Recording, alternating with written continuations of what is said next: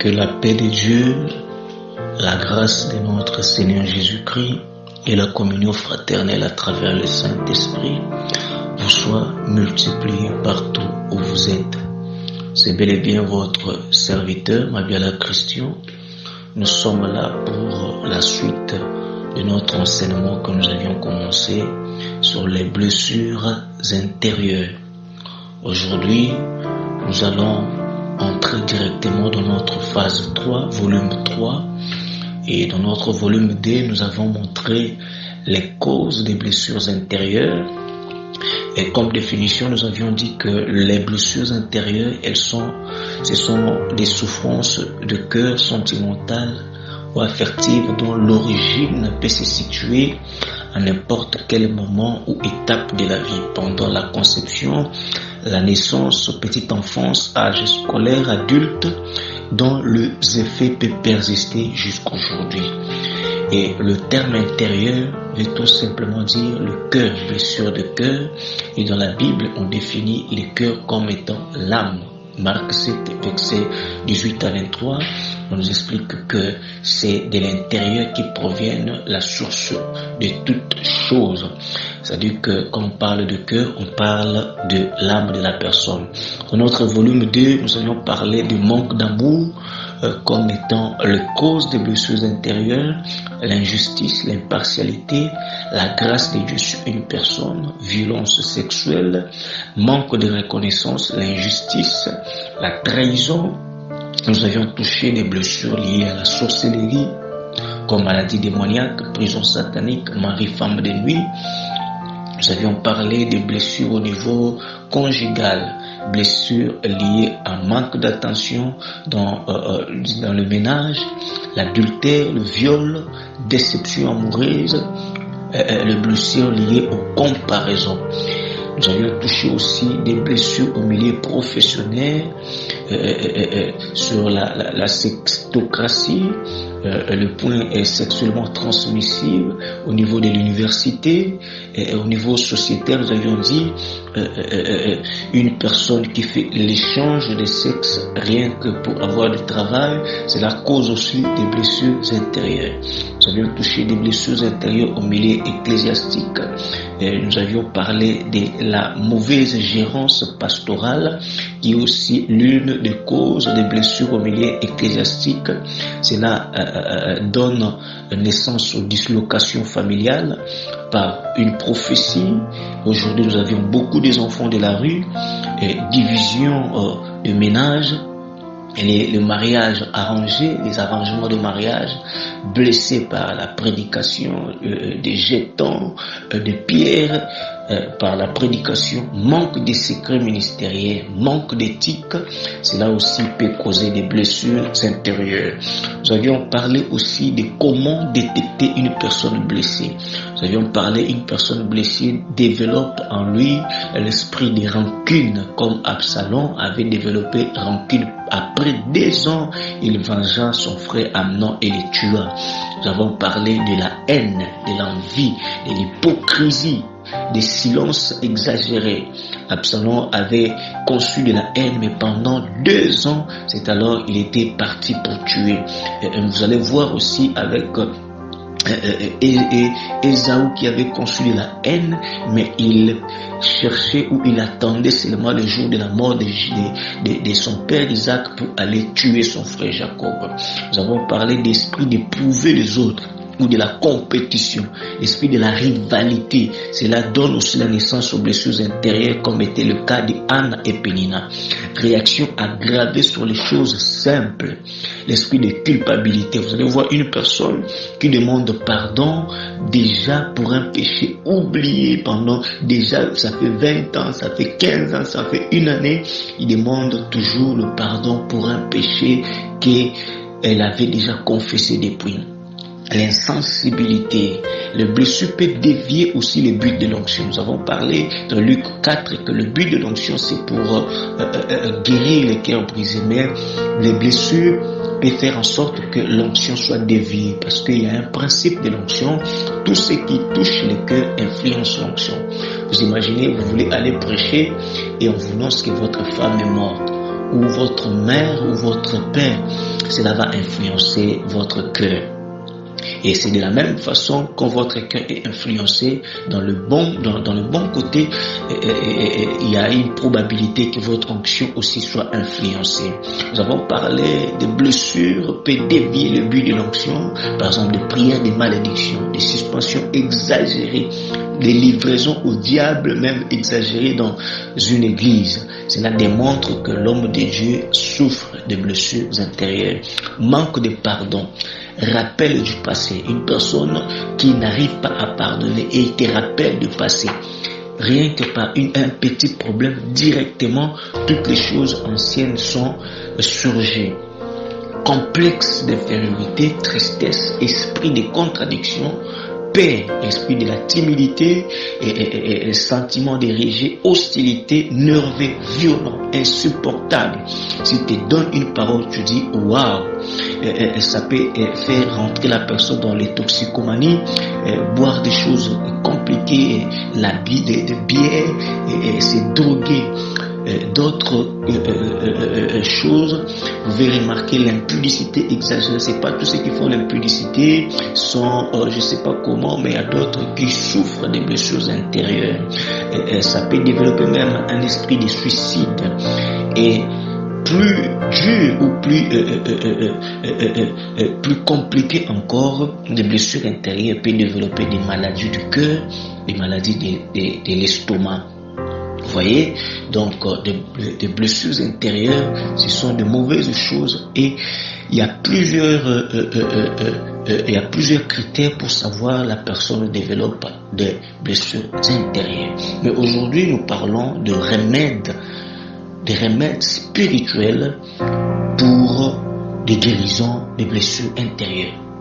Et bien aimé dans le Seigneur, la Bible dit que le pardon est une puissance qui libère. Bien aimé, d'abord le pardon. Le pardon est une puissance qui libère. Si vous voulez aller de l'avant, vous devez apprendre à pardonner. Celui qui ne pardonne pas, il s'est fait emprisonner par son propre passé, et tu ne peux jamais avancer, parce que cela va créer un esprit de rancune en toi et fera de toi toujours un homme blessé. Isaïe chapitre 43, le verset 18 nous dit: ne pensez plus aux événements passés, ne considérez plus ce qui est ancien, voici, je vais faire une chose nouvelle. Donc avant le voici, c'est d'abord d'oublier, et une nouvelle chose va arriver. Si vous voulez voir de nouvelles choses dans votre vie, vous devez apprendre à oublier le passé. Et bien aimé, la Bible nous donne l'exemple des hommes qui ont accepté d'oublier et d'effacer leur passé. L'homme comme Joseph. Joseph qui a été vendu par ses frères. Ses frères ont pris même la résolution de les tuer. Mais vous avez remarqué que la suite de l'histoire de cet homme, il a fini par pardonner ses frères. Et bien aimé, nous avions vu aussi l'image de Jephthé. Jephthé qui a été livré, qui a été chassé dans le toit parental parce que c'est un enfant qui est né en dehors de mariage. Un enfant d'une femme en dehors de mariage. Mais à la suite de cette histoire, ses frères ont allé les chercher pour venir combattre pour eux. Nous avions vu le cœur de Jephthé, le cœur d'amour de pardonner. Et c'est la même chose avec Jésus. Jésus qui a été livré, Jésus qui a fait du bien, mais les hommes l'ont rendu mal pour le mal. Mais à la croix, Jésus dira: Père, pardonne-leur parce qu'ils ne savent pas ce qu'ils font. Nous voyons ici Jésus développe l'amour qui est lié au pardon. Et bien aimé, le pardon est une force qui libère. Alors, c'est le premier remède spirituel pour des blessures intérieures. Alors, mes bien-aimés, deuxième remède pour les blessures intérieures, c'est apprendre à enterrer son mort. Apprendre à enterrer son mort. Nous allons lire dans le livre de Genèse, chapitre 28, le verset 8. Genèse chapitre 23 plutôt, le verset 8, il est écrit: et il est par là ainsi: si vous permettez que j'enterre mon mort et que je l'ôte devant mes yeux, écoute-moi et prie pour moi, Ephron, fils de Joab. Verset 19, à Après cela, Abraham enterra Sarah, sa femme, dans la caverne du champ de Macpéla vis-à-vis de Mamré, qui est Hébron dans le pays des Canaan. Mais bien aimé, ici nous voyons Abraham qui est le mari de Sarah. Et cet amour a commencé depuis l'enfance. Ils ont grandi ensemble, ils ont connu des moments durs, ils ont connu des moments très compliqués. Et je me souviens encore, Abraham, à cause de la famille, a traité sa propre femme comme étant sa sœur. Certes qu'elle était aussi sa demi-sœur, mais elle était sa femme. Donc ils ont passé des moments de d'épreuve, des moments durs. Il manquait l'enfant, mais vers le 90e année de Sarah, le Seigneur les avait donné enfant. Et subitement, la personne que tu aimais tant, et directement la personne meurt. Sarah mourut. Et mes bien-aimés, c'était une blessure. C'est vraiment compliqué. C'était une blessure dans le cœur d'Abraham. Mais écoutez, après quoi, la Bible déclare, Abraham enterra son mort. Et bien aimé, quand tu perds une personne chère dans ta vie, c'est normal de pleurer parce que ça fait partie des sentiments de la vie. Oui, même Jésus a pleuré devant la tombe de Lazare. On peut donner toute catégorie, toutes sortes de prophéties, de révélations derrière cet acte. Oui, c'est bien, mais la réalité nous prouve que Jésus aimait Lazare et a pleuré. Même les hommes ont dit, voici comment il aimait. Donc nous comprenons que le pleur est normal. Mais rester dans le pleur, rester toujours stagné, c'est mauvais. Vous devez apprendre à enterrer ton mort et aller de l'avant. Oui, beaucoup de gens ont perdu la foi, beaucoup de gens ont été blessés parce que la personne qui les soutenait, que ce soit maman, que ce soit papa, était mort à cause de la mort de la personne là, et ils ont été délaissés, et ils ont abandonné leur amour pour Dieu, leur foi s'est refroidie. Mais bien aimé, j'aimerais vous dire, il faudrait apprendre à enterrer ton mort.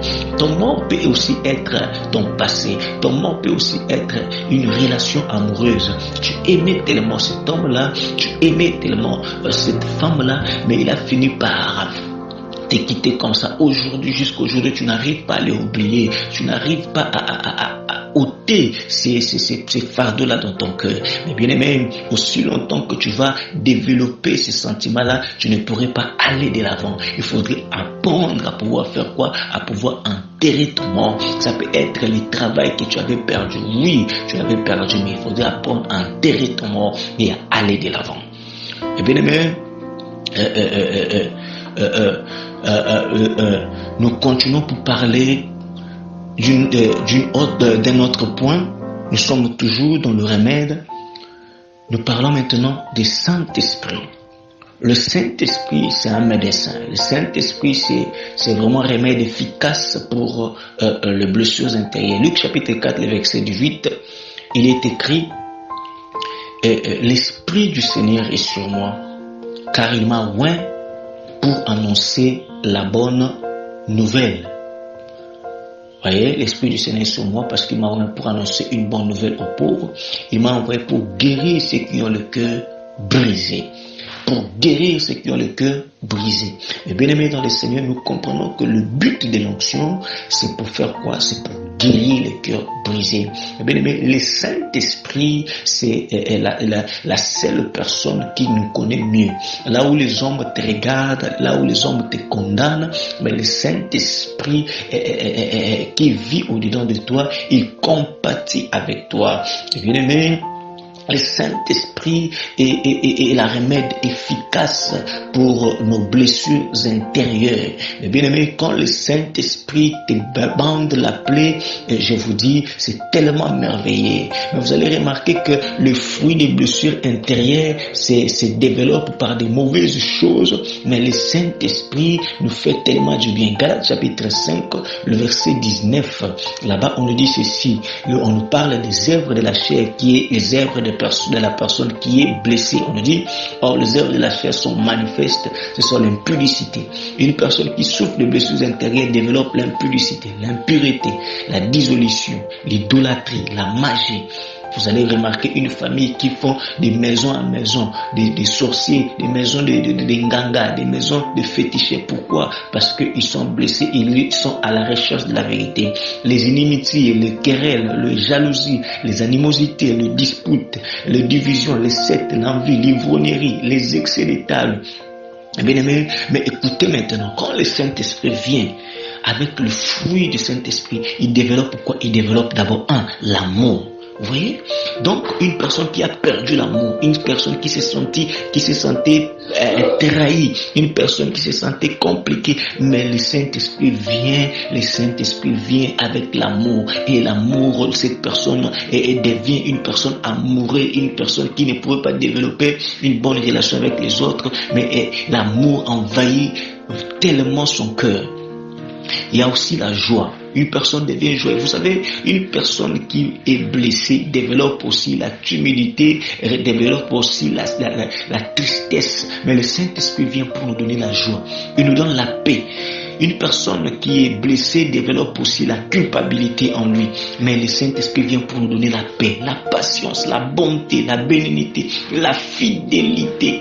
Vous allez remarquer qu'une personne qui était impudique, infidèle, qui trompait sa femme ou son homme, mais quand le Saint-Esprit vient, il commence à guérir pour donner la fidélité, la douceur, la tempérance. Pourquoi? Parce que le Saint-Esprit est la remède la plus efficace pour des blessures intérieures. Et bien aimé dans le Seigneur, nous continuons pour dire une autre remède, c'est la prière. Et bien aimé, la prière, c'est une arme tellement puissante qui peut changer les choses. La prière change les choses. Nous voyons David qui était blessé tout le temps, mais il s'est rapproché toujours de l'Éternel. Il s'est rapproché toujours de l'Éternel. Dans le livre des Psaumes 27, le verset 7, il dit, écoute, Éternel, écoute ma voix. Je t'invoque, aie pitié de moi et exauce-moi. Mon cœur dit de ta part, cherchez ma face. Je cherche ta face, ô Éternel. Ne me cache point ta face, ne me repousse pas avec colère. Ton serviteur, tu es mon secours. Ne me laisse pas, ne m'abandonne pas. Dieu, mon salut. Mais bien aimé, la prière est une force. La prière est une remède pour de blessures intérieures. Et nous voyons l'histoire d'Anne et Pénina. À chaque fois, Pénina l'a mortifiée. À chaque fois, Pénina parlait mal d'elle. À chaque fois, Pénina était devenue comme occasion de chute pour Anne. Mais la Bible me dit que à chaque fois, Anne partait dans l'église à Silo. Oh, mes bien-aimés dans le Seigneur. Anne, quand elle partait pour prier. Mes bien-aimés dans le Seigneur, elle priait tout le temps. Elle priait tout le temps. Pourquoi? Parce que son cœur était attristé. Pourquoi? Parce que son cœur était tellement mortifié. Mais la prière avait changé le problème d'Anne. La prière d'Anne, c'était tellement efficace. Elle répandait son cœur devant l'Éternel. Mais bien aimé, la prière est une puissance. Développer la vie de prière. Développer la vie de prière avec le Saint-Esprit. La vie de la sainteté, et je vous dis que votre cœur ne sera plus blessé. Bien aimé, nous continuons pour parler cette fois-ci des contrôles sur son entourage.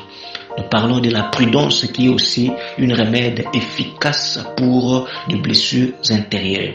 Et bien aimé, beaucoup de gens sont victimes. Pourquoi? Parce qu'ils ne développent pas la prudence. La Bible déclare que je vous ai mis comme des loups et des brebis auprès des loups. Mais soyez prudents. Vous savez, des loups vivent dans la forêt. Nous sommes dans la forêt, là où il y a la loi des talions, œil pour œil, dent pour dent. Quand l'autre veut réussir dans la vie, les autres l'attirent en bas. Mais le Seigneur nous dit développer la prudence. La prudence, c'est quelque chose d'important. La prudence vis-à-vis de ton entourage. Voici ce que la Bible nous dit dans le livre des Psaumes chapitre 1, le verset 1. Il est écrit, heureux l'homme qui ne marche pas selon le conseil des méchants, qui ne s'arrête pas sur la voie des pécheurs, et qui ne s'assied pas en compagnie des moqueurs, mais qui trouve son plaisir dans la loi de l'Éternel et qui la médite jour et nuit. Mais bien aimés dans le Seigneur, si vous voulez être guéri de blessures intérieures, vous devez contrôler votre entourage. Vous devez veiller sur les personnes que vous faites entrer dans votre cercle. Il y a des gens qui viennent pour vous guérir de vos blessures, il y a des gens qui viennent pour vous blesser. Alors, vous devez contrôler votre entourage.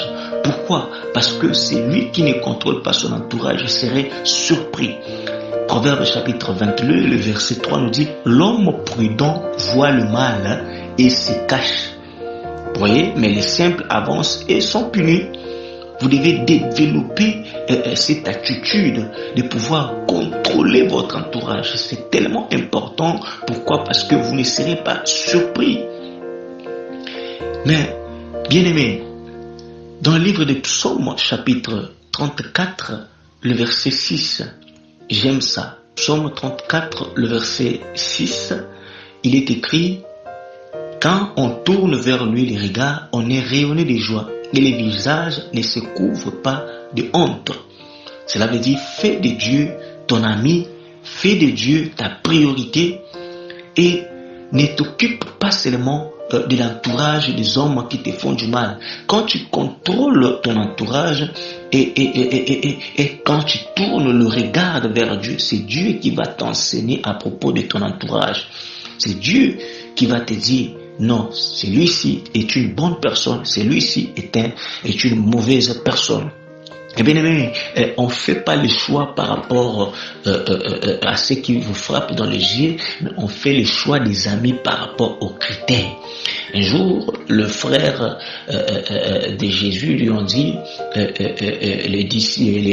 les gens qui étaient auprès de Jésus lui disent, ta mère est ici, ton père est ici, ta famille est ici. Mais écoutez la réponse de Jésus, il dira, qui est ma mère?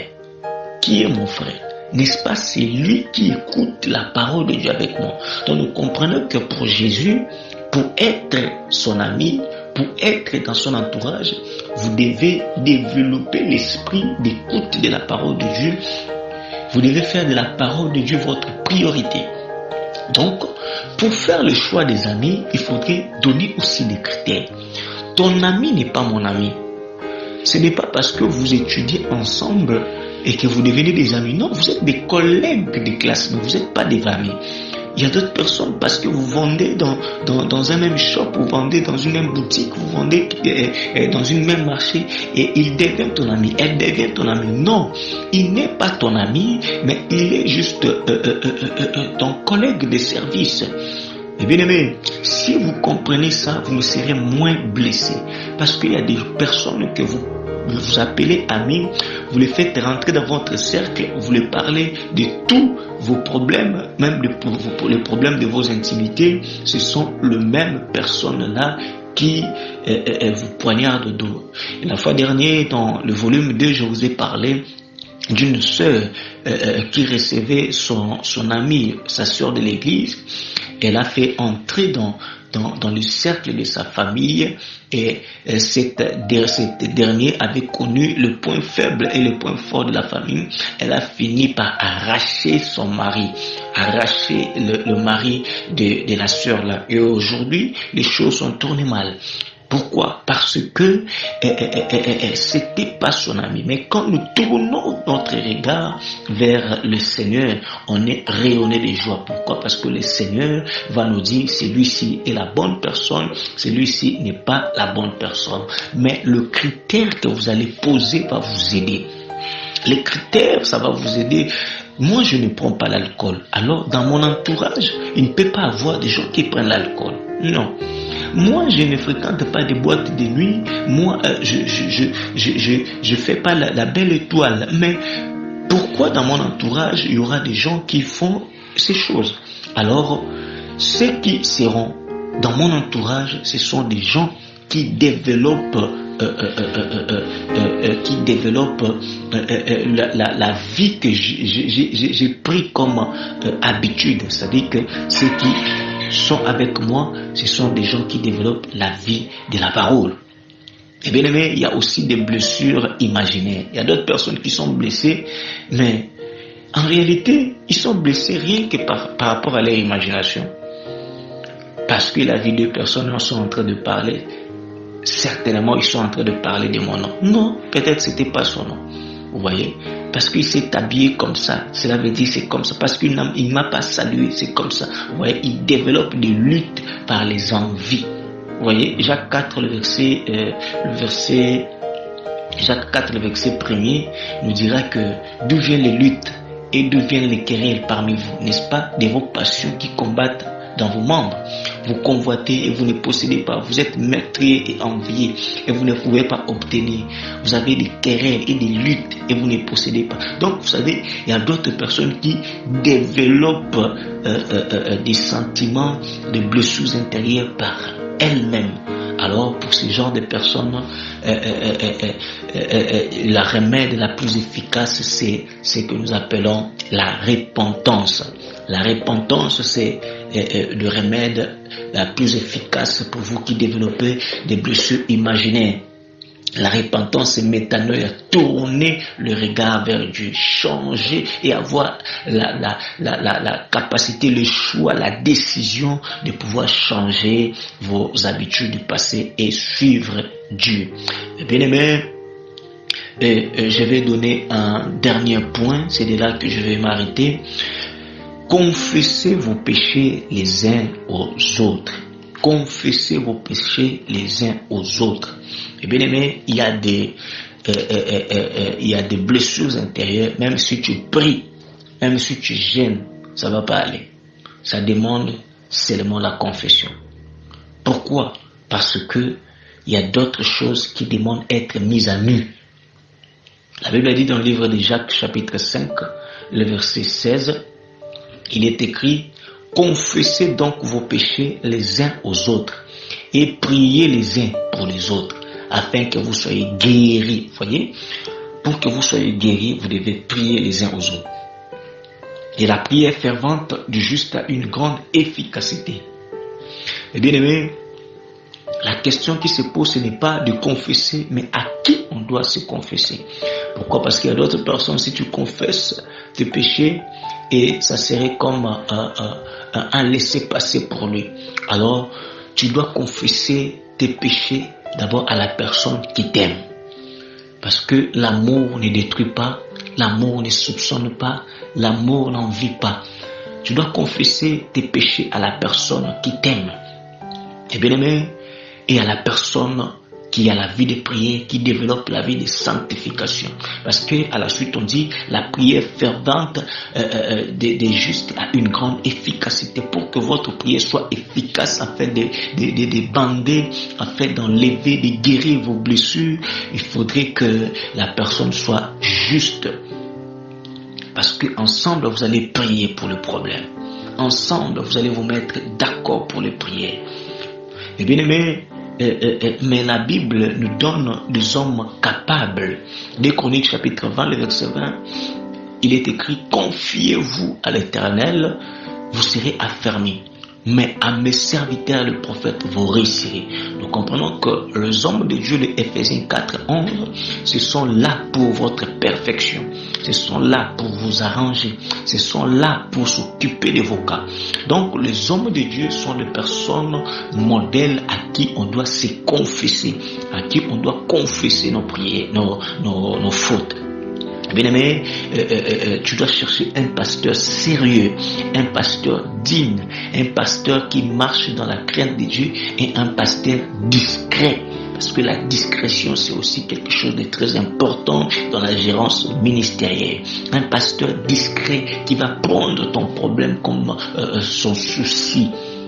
Bien aimé, tu vas te confier à lui et tu vas parler à lui et lui, il va faire quoi? Il va te dire. Pourquoi? Parce qu'il y a beaucoup de gens qui vivent dans la culpabilité. Je vais vous donner un exemple. Un jour, une sœur a été violée. Il a été violé par le grand frère de son mari. Et malheureusement pour elle, elle était dans la bonne période.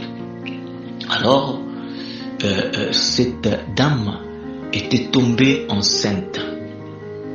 Et comme elle ne pouvait pas non plus enlever l'enfant, et elle a mis au monde. Mais l'enfant là n'est pas l'enfant de qui? N'est pas l'enfant de son mari, mais c'est l'enfant de son grand frère, là, des grands frères de son mari.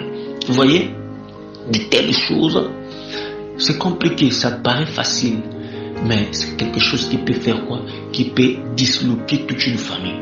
Alors, il faudrait une personne qui a le Saint-Esprit et une personne qui a le don de la sagesse, les hommes de Dieu, pour pouvoir savoir quoi dire, où dire et avoir de rimes provenant de Dieu pour pouvoir s'occuper de tels cas. Vous voyez? Donc il y a beaucoup de choses, mais vous allez voir, une femme comme celle-là va développer des blessures intérieures. Comme un homme qui a été surpris à la mort de sa femme, elle vient de constater que sa femme avait d'autres enfants en dehors du mariage et la femme d'autres enfants qui vivaient dans sa maison, même ceux qui étaient comme des enfants familiales venant de maman Leki, maman Kouloutou, des tantes. C'était hors que ses propres enfants. Vous voyez, des blessures intérieures, Donc, vous devez confesser à la bonne personne. Je me souviens un jour, j'étais en train de parler avec un prophète. Ce prophète-là me dira, un homme de Dieu, j'ai un frère qui me dérange. Ce frère-là souffre de la masturbation, il se masturbe, mais il cherche un moyen de laisser, mais il n'arrive pas. Il s'est confié à moi, je ne sais pas quel est le conseil que vous pouvez me donner afin de les aider. L'Esprit de Seigneur directement m'a fait comprendre que c'était pas une autre personne, c'était lui-même, cet homme de Dieu, le prophète là. Je lui ai dit directement, l'homme de Dieu, si tu veux être guéri, tu dois te confesser et tu dois être vrai avec toi-même. C'est pas la peine de pouvoir jeter le drap à une autre personne. C'est des personnes qui souffrent de la masturbation, c'est toi. Vous voyez? Et gloire à Dieu, pour cet homme de Dieu, tout est passé bien. Donc il y a d'autres personnes cachent. Pourquoi? Parce que ça fait honte. Il y a d'autres personnes qui cachent des choses. Ils vivent maintenant avec des stress, un manque de paix, la culpabilité. Mais bien aimés, confessez vos péchés les uns avec les autres. Il y a des péchés qui peuvent être seulement bandés, il y a des blessures qui peuvent être bandées si vous vous confessez. Il y a d'autres qui vivaient dans la masturbation, il y a d'autres qui vivaient dans le lesbianisme, dans la pédophilie, dans l'homosexualité. Bien aimé, vous devez vous confesser afin que l'autre qui est fort prie pour toi. Parce qu'il est écrit, le fort soutenez le faible. Et bien aimé, dernier remède que j'aimerais nous donner aujourd'hui, c'est quoi? C'est l'entretien de son cœur. Et bien aimé, nous allons parler que les blessures, ce sont des blessures intérieures, des blessures de l'âme. En d'autres termes, les blessures de cœur. Alors, pour ne pas être blessé, il faudrait protéger son cœur. Voilà pourquoi la Bible dit dans le livre de Proverbes, chapitre 4, le verset 23, il est écrit « Garde ton cœur plus que toute autre chose, car de lui viennent les sources de la vie. » Les sources de la vie viennent d'où? Du cœur. Maintenant, si vous faites le contraire de ces versets, « Garde ton cœur plus que toute autre chose, car de lui viennent les sources de la vie. » En d'autres termes, si vous ne gardez pas votre cœur plus que toute autre chose, en elle viendra le source de quoi? De la mort. Vous voyez, un cœur qui est blessé va transmettre la mort. Un cœur qui est blessé va transmettre la mort. Voilà pourquoi Proverbe chapitre 17, le verset 22, Là-bas, on est en train de nous dire, un cœur joyeux est un bon remède, mais un esprit abattu dessèche les os. Vous voyez, un cœur qui est joyeux est un bon remède. Si ton cœur est joyeux, c'est un bon remède. Mais écoutez, rien que dans le chapitre 15 de Proverbes, le verset 13, on nous dira, un cœur joyeux rend le visage serein.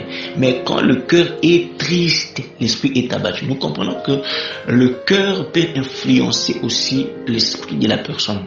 En d'autres termes, l'âme de la personne, quand elle est triste, ça peut influencer la prière de la personne, ça peut influencer la vie spirituelle de la personne. Parce que l'esprit nous met en contact avec Dieu.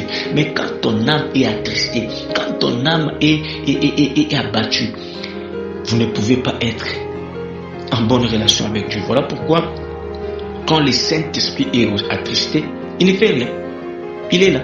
Voilà pourquoi la Bible nous dira, n'attristez pas le Saint-Esprit. Pourquoi? Parce que quand elle est triste, le Saint-Esprit, il est triste, il ne peut rien faire. Donc c'est la même chose. Quand ton cœur est triste, ton esprit est affecté. Et bien aimé, voilà pourquoi il est écrit, garde ton cœur plus que toute autre chose. Car c'est de lui provient la source de la vie. Vous voyez, la source de la vie provient de ton cœur. Un cœur joyeux est un bon remède. Et bien aimé, développe la joie. Vous devez développer la joie. Ne laisse personne voler ta joie. Ne laisse aucune situation, ne laisse aucun problème puisse voler ta joie. Alors, il ne faudrait pas que ta joie provienne de ton mari. Il ne faudrait pas que ta joie provienne de ton travail. Il ne faudrait pas que ta joie provienne de ta maison. Parce que le jour où ta maison ne serait pas là, le jour où tu vas perdre ton travail, le jour où tu vas perdre ta voiture, oh, mes bien-aimés, ça serait la fin pour toi. Mais que la joie, ta joie provienne de Dieu. Voilà pourquoi David avait compris cela. Il dira, la joie de l'Éternel est ma force. Vous voyez, la force de David provenait de la joie qu'il pouvait avoir de l'Éternel, provenant de l'Éternel. Mais bien aimé, il faudrait que tu trouves ta joie en Jésus, ta joie en Dieu et non aux humains. Parce que même une femme qui dort à ta poitrine, elles peuvent t'empoisonner, elles peuvent te faire du mal. Mais ami fidèle qui ne t'abandonnera jamais, c'est qui? C'est Dieu. Mais bien aimé, vous tous qui avez suivi cet enseignement du début à la fin, j'aimerais vous dire, c'est possible d'être guéri de ces blessures. C'est possible d'aller encore en avant. C'est possible de recommencer avec le Seigneur. C'est possible de faire un nouveau départ avec Dieu, car tout est possible à celui qui croit. Aujourd'hui, j'aimerais prier avec vous. Je ne sais pas, vous vous êtes vu dans quelle situation, dans quelle cause ou dans quel remède qui est lié à votre problème. Je ne pourrais pas étaler tous les problèmes ici parce que il y a beaucoup de choses. J'ai causé directement la fois dernière avec un homme qui a connu de divorce involontaire. La femme ne veut pas de lui, la femme ne veut pas. Or, la Bible dit que une personne qui est divorcée, avant qu'il se marie, il faudrait qu'il attende que la femme ou l'homme meure. Mais ce dernier a fait rassembler même les familles, mais tout était nul et sans effet. Vous voyez, il développe maintenant les blessures intérieures. Et bien aimé, chacun de nous a des blessures qui est liée à une circonstance. Et cela l'affecte. Cela lui donne des chocs, des traumatismes. Mais Matthieu chapitre 11, le verset 28 dit, venez à moi, vous tous qui êtes chargés et fatigués. Moi, l'Éternel, je vous donnerai du repos. L'Éternel est là pour nous donner du repos. C'est matin, c'est soir, ça dépend de l'heure que vous nous suivez. L'Éternel est là comme notre repos. C'est lui notre Noah. C'est lui notre repos. Bien aimé, je ne sais pas le fardeau que tu tiens maintenant Oh, la Bible nous présente une femme qui avait fait 18 ans. Elle était courbée. Quand une personne est courbée, ne peut pas regarder le ciel. Elle regarde seulement la terre. Je ne sais pas quelle est ces blessures qui t'a rendu courbée. Tu regardes seulement aux situations de la terre. Je ne sais pas quelle est cette blessure qui t'a rendu courbée. Tu regardes seulement les hommes. Tu regardes seulement les gens qui t'ont blessé. Mais aujourd'hui, je te présente Jésus-Christ. Il veut te redresser afin que tu puisses regarder en haut. Or, Salomon a dit, tout ce qui est courbé ne peut pas se redresser. Mais aujourd'hui, celui qui est plus sage que Salomon dira, redressez-les, c'est possible. Jésus va redresser cette dame-là pour ne plus regarder sur la terre, mais pour regarder au ciel. Donnez votre vie au Seigneur. Répentez-vous. Acceptez d'échanger. Acceptez ces remèdes. Et je vous dis, votre vie ne serait plus la même. Je vais prier pour vous. Seigneur, dans le nom de Jésus, je prie pour ma soeur. Je prie pour mon frère qui passe des moments compliqués, des blessures intérieures. Seigneur, tu les connais plus que moi. Seigneur, je pourrais peut-être parler, mais peut-être je ne pourrais pas toucher le fond de son problème. Mais toi qui vois une fourmi noire et tu connais le problème de chacun de nous, Saint-Esprit, va commencer maintenant à le restaurer, à le ressusciter et à le faire du bien. Que ta main qui bande des cicatrices et des plaies du cœur commence à passer afin de donner la solution à son problème. Dans le nom